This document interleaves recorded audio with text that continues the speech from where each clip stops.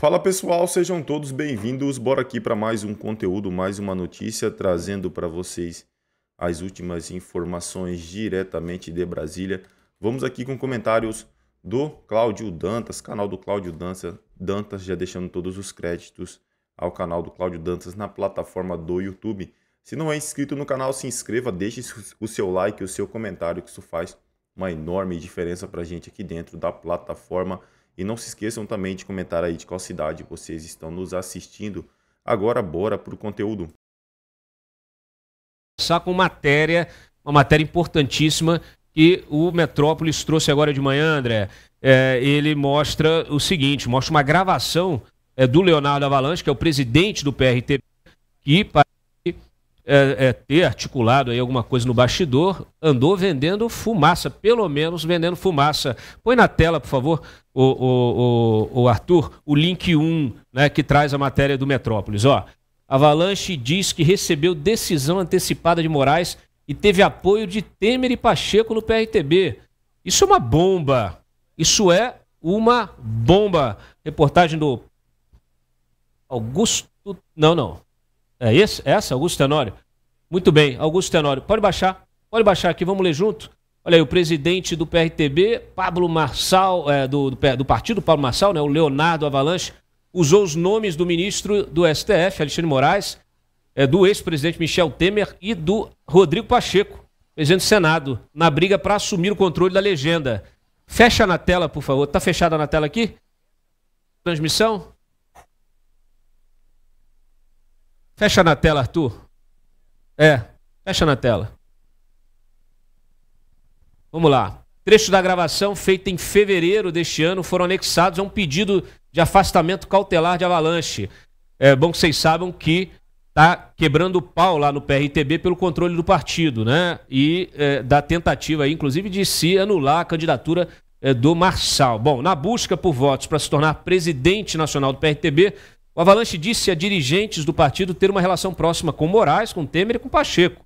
O empresário afirmou que os três estariam por trás de um movimento para colocá-lo à frente do partido e alardeou ter um suposto acesso antecipado a decisões judiciais de Moraes no TSE. Bom, você já deve ter ouvido falar de mim, porque a decisão da 8ª vara eu pilotei, a decisão do ministro. Coloca, por favor, a gravação já está na agulha? Arthur, coloca a gravação, por favor. A gravação, tá? É a gravação que está vinculada a essa matéria. A gravação é a seguinte gravação. É a gravação que está neste link. Eu não sei se o menino mandou para você a indicação. Então nós vamos aqui, ó, verificar aonde está essa gravação. Olha aí, eu não sei onde está a gravação. Você pergunte aí pro nosso querido editor, porque hoje parece que segunda-feira a galera ainda tá no fim de semana. Vê aí, por favor, se você acha a gravação, porque se não tem a gravação, eu vou na transcrição. A transcrição diz o seguinte: não, querido, volta lá, pelo amor de Deus, motociata não, volta lá.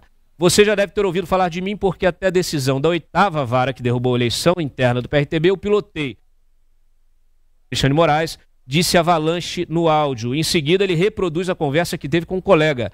Eu falei, Adriano, eu vou fazer intervenção. Ele respondeu, você é louco? Não vai não, nós vamos ganhar.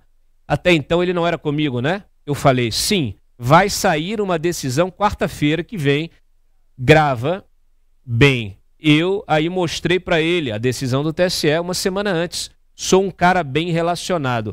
Isso é o áudio do Avalanche. Tá? Assim que a nossa produção encontrar o áudio, a gente vai reproduzir aqui, mas está a transcrição que já resolve metade do caminho. A decisão de intervenção mencionada por Avalanche, é importante que vocês entendam isso, foi assinada pelo ministro Alexandre de Moraes e publicada no dia 19, uma terça-feira.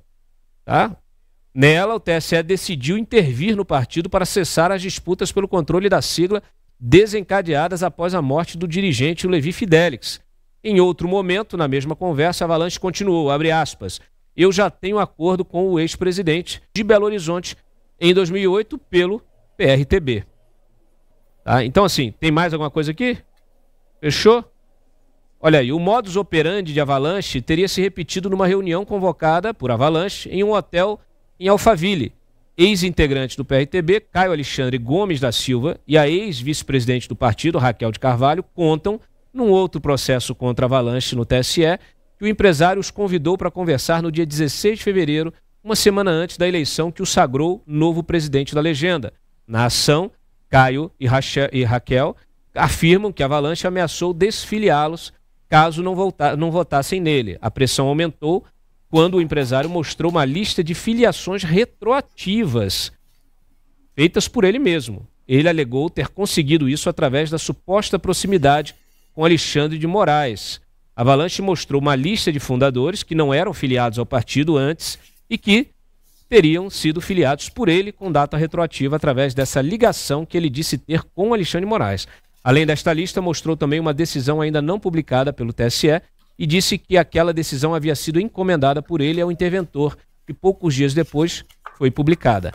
Leonardo Avalanche mostrou que tinha acesso às senhas do sistema de filiação partidária dos 2 vice-presidentes anteriores na ocasião interinos do partido e que com elas ele pode filiar e desfiliar pessoas, disse Caio Alexandre em depoimento à Justiça Federal. Muito bem, recentemente, o pastor Silas Malafaia e o vereador Carlos Bolsonaro criticaram o Pablo Marçal após o candidato a prefeito se manifestar contra o impeachment de Alexandre de Moraes. Esse daí nunca me enganou, escreveu o religioso sobre o ex-coach. Tá? Ao se mostrar contra o afastamento de Moraes, Marçal argumentou que derrubar o ministro, indicado por Michel Temer em 2017, seria dar a Lula a oportunidade de escolher um novo nome para o STF. Bom, assessores do Temer e do Pacheco classificaram as declarações de Leonardo Avalanche como bravatas. O Alexandre de Moraes não se manifestou sobre o tema. O presidente do PRTB também foi procurado, mas não respondeu. O espaço segue aberto. Então, eu quero dizer para vocês o seguinte, isso é uma porrada. Tem o áudio aí ou não? Então me avisa, quando tem, me avisa. Solta o áudio só para a gente verificar se realmente existe a gravação. Ela existe, vamos ouvi-la. Deve ter ouvido falar de mim, porque assim, até a decisão do 8º eu que pilotei, a decisão do ministro. Ele foi o primeiro a vir comigo, por quê? Eu falei, Adriano, eu vou fazer intervenção. Ele falou, você é louco, não tem não, nós vamos ganhar. Até então não era comigo, né?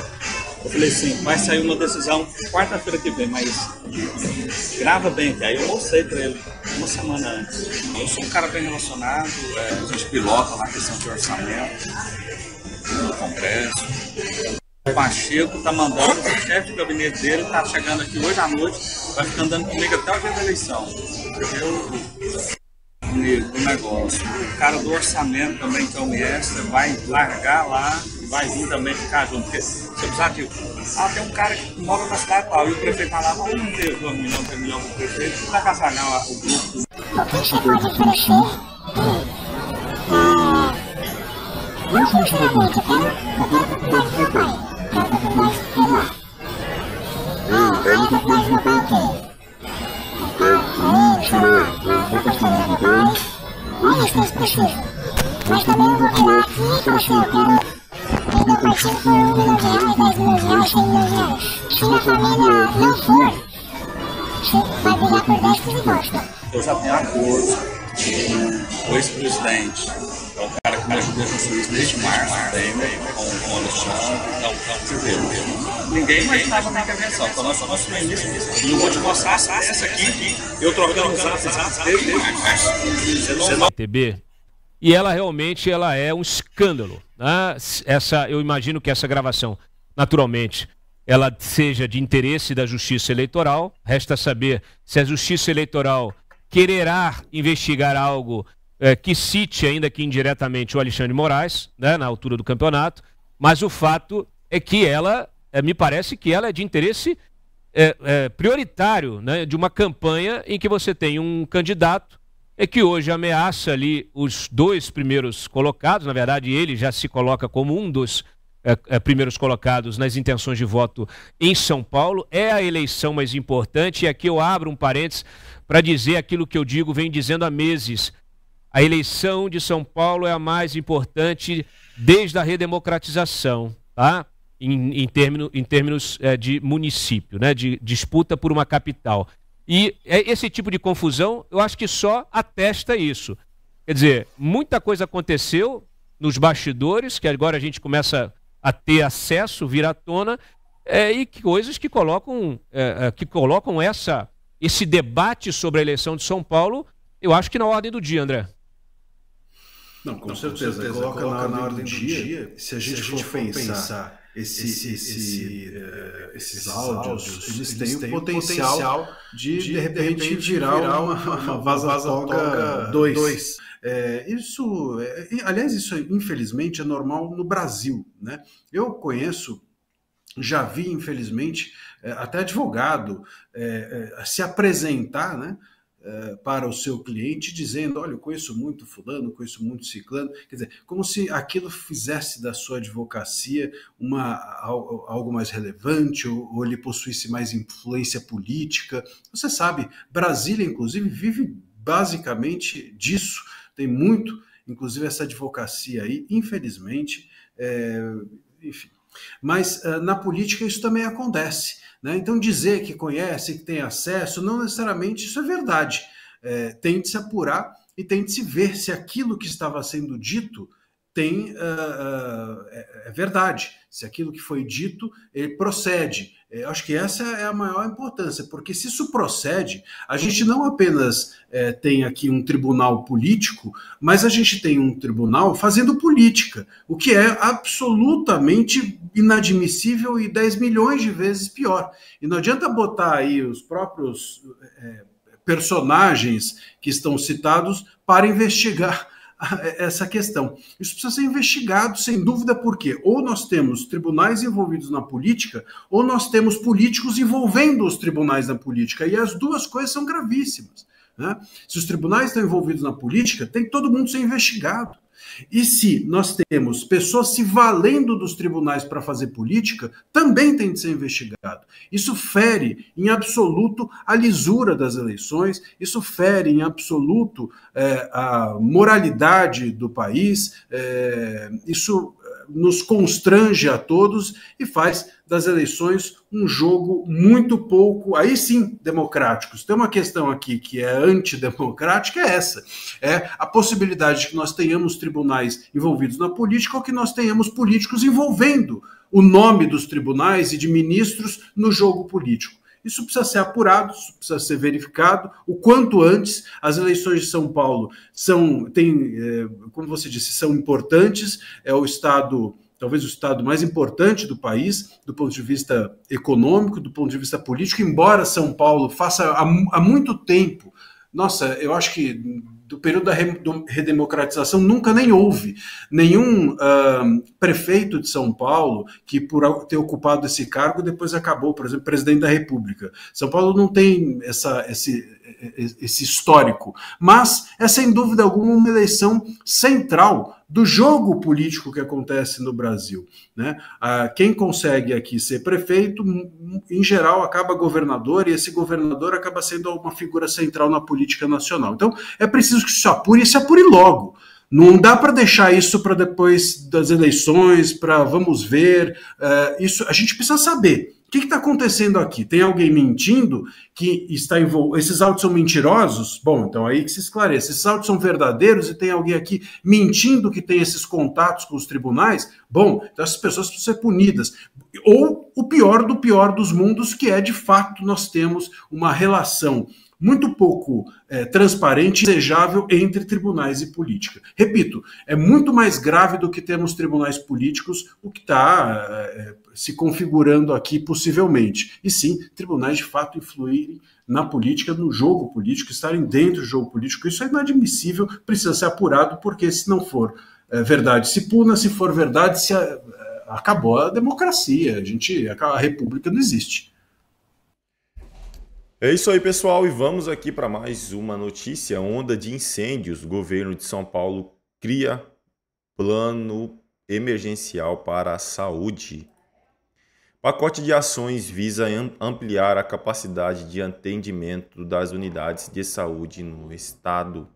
Após uma série de incêndios de grandes proporções atingir diversas áreas do estado de São Paulo, o governador Tarcísio de Freitas, do Republicanos, destacou a criação de um plano emergencial de saúde em Ribeirão Preto. A medida foi confirmada por ele durante uma coletiva de imprensa realizada neste domingo. Durante o encontro, Tarcísio abordou a mobilização de recursos para combater os incêndios no interior de São Paulo, com especial atenção a Ribeirão Preto, uma das áreas mais afetadas. O plano, que está sob a coordenação da Secretaria do Estado de Saúde e do Hospital das Clínicas da Faculdade de Medicina de Ribeirão Preto, tem como objetivo expandir a capacidade de atendimento das unidades de saúde locais e foi apresentado aos 26 municípios da região. Devido à fumaça dos incêndios, o sistema de saúde de Ribeirão Preto registrou um aumento significativo na demanda por atendimentos relacionados a problemas respiratórios, operando 60% acima da média habitual para o fim de semana. Além disso, o governador anunciou que cada Secretaria Municipal de Saúde está recebendo um link para realizar atendimentos online com pediatras e pneumologistas. É isso aí, pessoal. Agradeço a vocês pela companhia. Se não é inscrito no canal, se inscreva, deixe o seu like e o seu comentário, que isso faz uma enorme diferença. Desde já agradeço. Valeu!